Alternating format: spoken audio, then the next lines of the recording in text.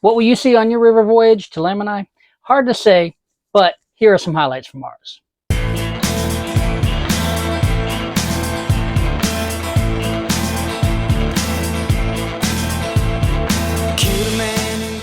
Hey folks, welcome to the Down the Road Travel channel. My name is Will Van Winkle. When we took our trip to explore Lamanai, check for the video that already online, and while you're at it, subscribe and enable those notifications so you get notified when new videos come out. We took a scenic tour of Belize's New River. We started our journey at the San Pedro, Belize water taxi stand where our driver Harry picked us up to take us to the boat that would eventually take us to the Mayan ruins.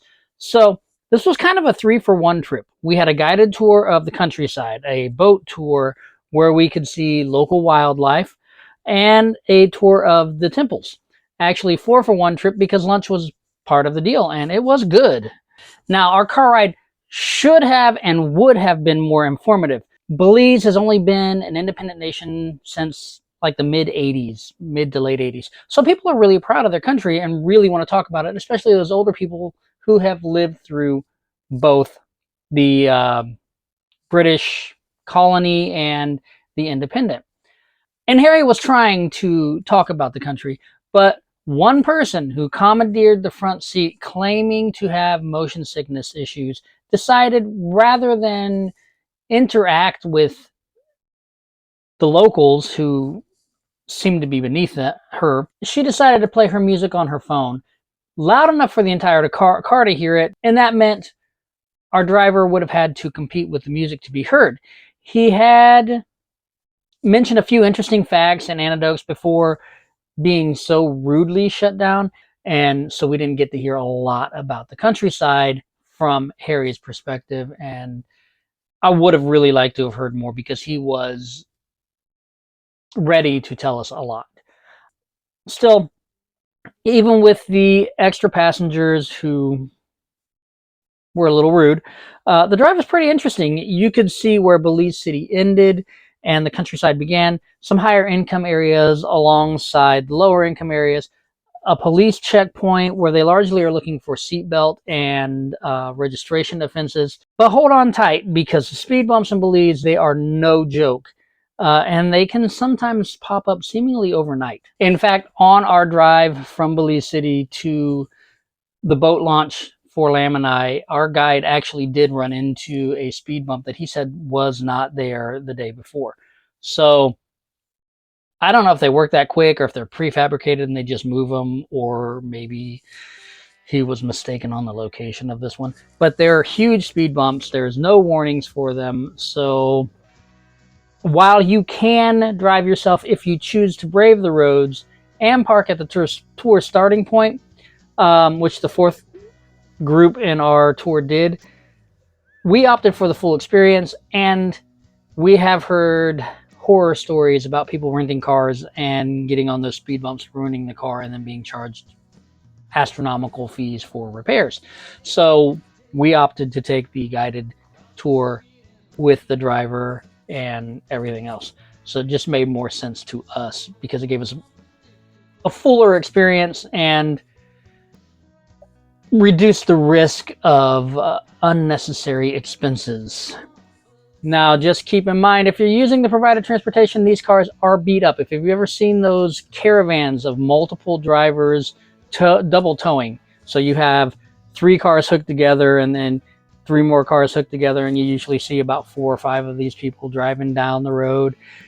Especially if you're in Tennessee, Texas, or California, these are the cars that are going to Central America. They have high miles, they have minor issues, like maybe the air conditioner doesn't work or power windows don't work or something like that.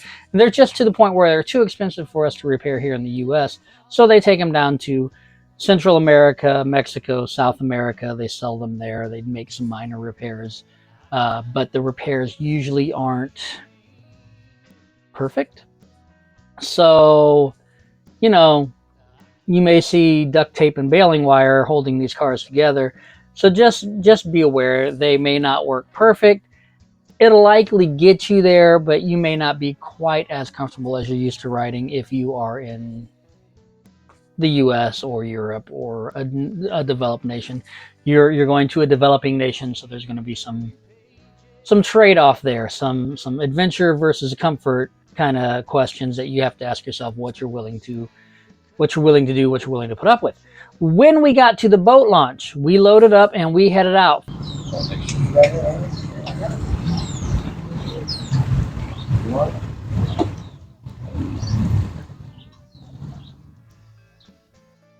Good morning, my friends. Morning. Morning. Good morning, everyone. Hello. How you doing? Good morning. Welcome aboard. Welcome, everyone. By the way, my name is Julian. Today, I'm going to be your boat captain and your guide. Welcome aboard and welcome to the northern part of the country. Now, the river, what we're going to be traveling, my friends, this is the New River. New River, this is all fresh water. Be traveling for 26 miles on this river. Just roughly 1 hour and 10 minutes. We are arriving the site of Lamanai. This is the only river what flows from north to south. This morning, you guys came to the northern part of the country. Just turning the boat around to the south. First, going a bit further from Lamanai for one very interesting fact. The John McAfee house. Yes, the virus protection guy. It's right there by the boat launch. It's probably less than a mile from where we launched, near the village of Carmelita, where he resided until he left while under suspicion of murder in 2013. Turns out there were some also women living in the compound, usually scantily clad, and some say of questionable age. Accusations of drug usage and medical production without licensing, and the rumor that he shot his neighbor. Remember that McAfee was wanted here, my friends, in Belize because of crime, especially in the islands. He went to kill his neighbor because of his dog. So McAfee was living here once a time, but he had a property here in the northern part of the country, and he had a property in the island of San Pedro. But what happened that his dog went out. His dog went to poop on his neighbor's land. And John McAfee neighbor got to know, waited for the dog, killed his dog. McAfee got to know who killed his dog. He got to know on the second day, he went and killed his neighbor. After that, McAfee went away. He started to go away. He was living in the island. He went to San Ignacio. From there, he got more closer to Guatemala. From then, he crossed that border from Guatemala. And right in Guatemala, they got him, put him back to the U.S. That is where they got to know him.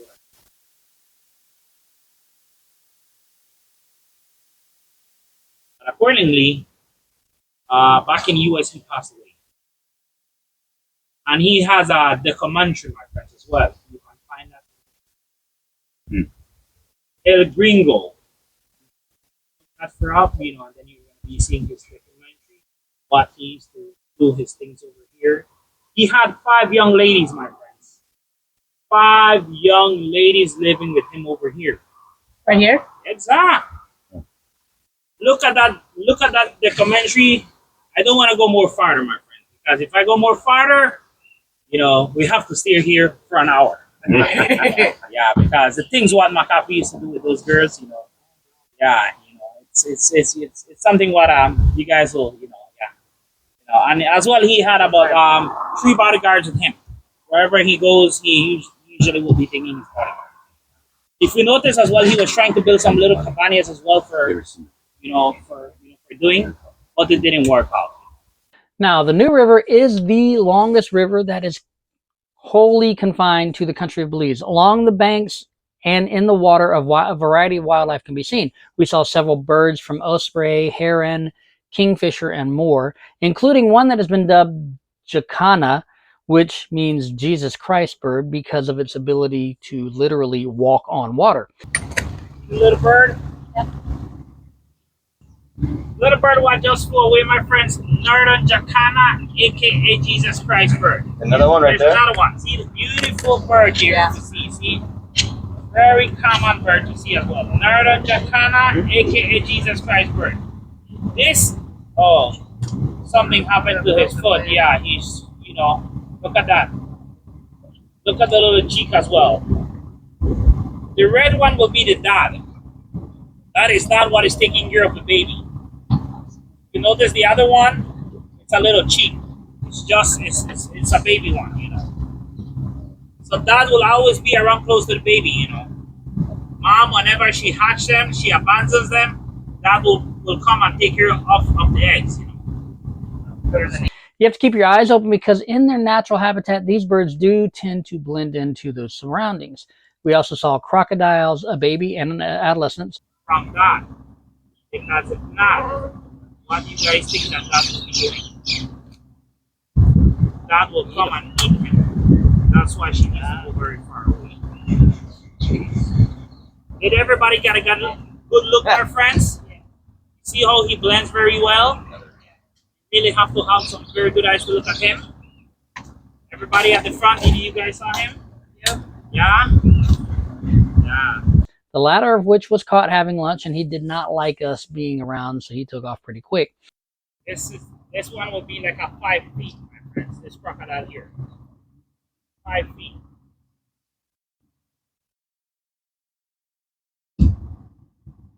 Oh.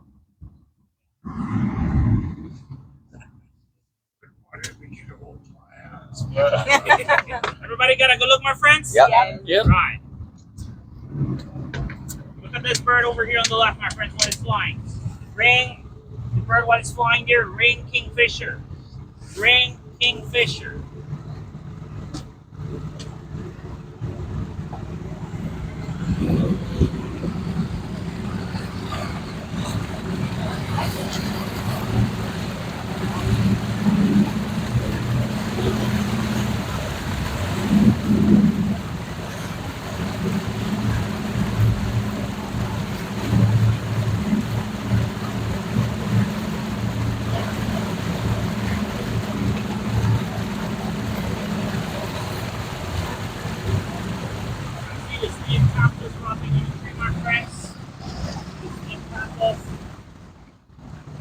You guys are seeing those brown stuff hanging from the tree, my friends? Yeah. You guys are seeing that? Right.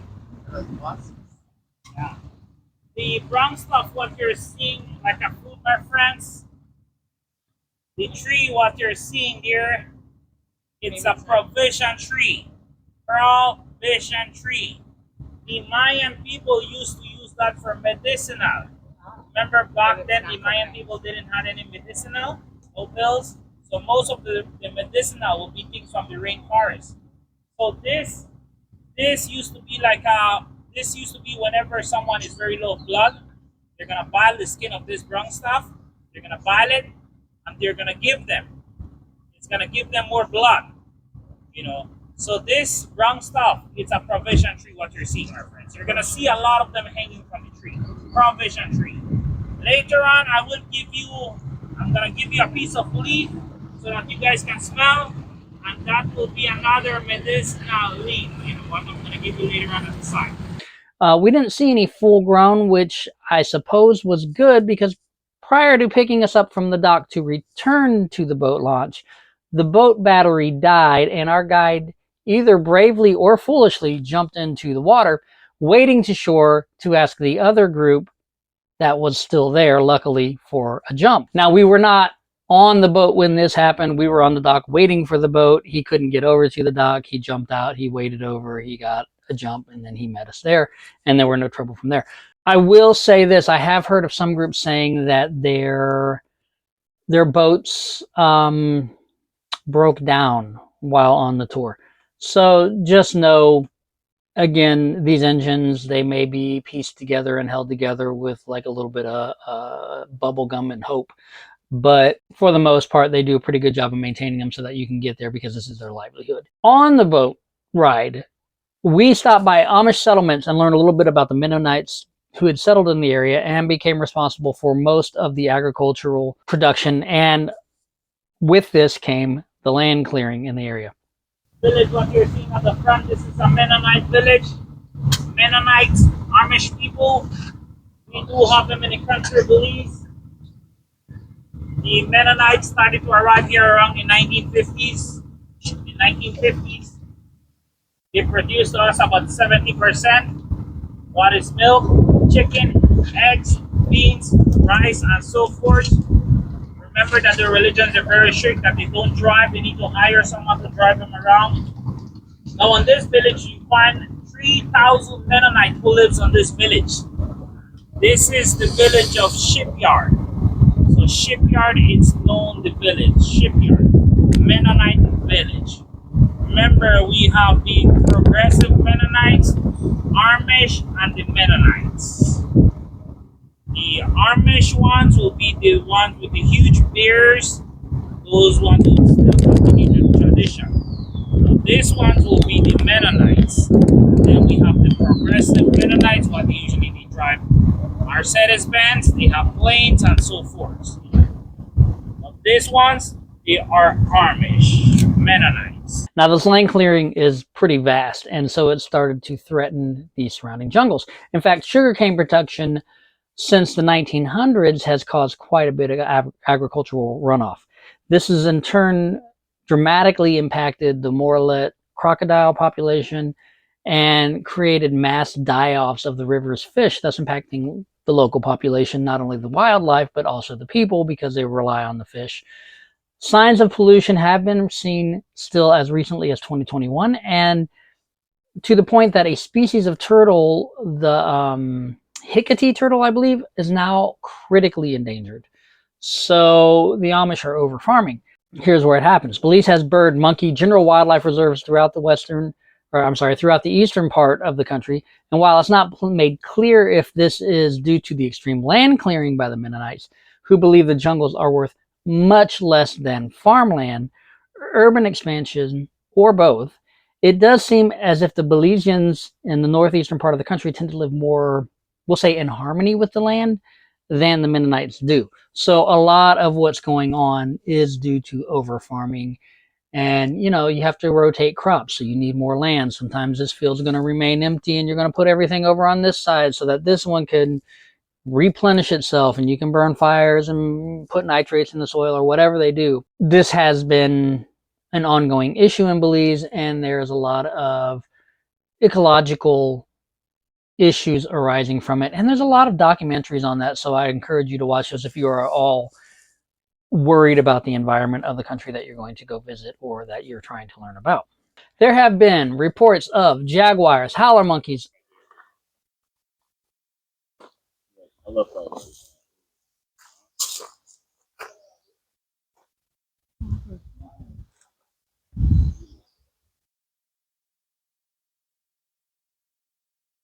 They're gonna give you a good, nice ice cream.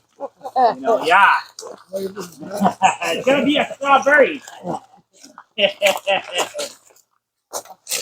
So the monkey, what you saw, my friends, howler monkeys. These monkeys, they make a huge noise. You can hear them about 1 mile. Ocelots and iguanas being seen along the banks. We didn't see any of these, but as with many or any wildlife in their natural environments, results may vary because they come and go as they please, migratory patterns, time of year, things like that. So when you go is going to play a big part on what you see.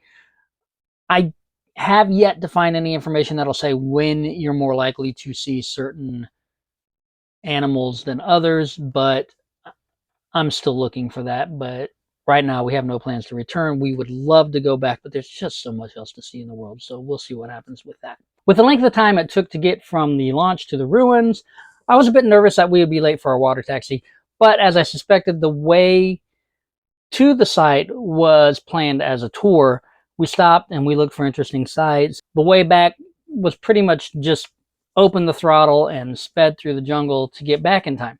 In fact, even with the 71-year-old Harry driving us super slow, we still made it back to Belize City with enough time to spare so that we had our choice of the second to last or the last water taxi to Key Cocker. Now, it was tight to get the second to last one, but we were able to catch it. I was as pleased with our guide on the river as I was with him once we reached Lamanai, and I wouldn't hesitate to book a tour with them again.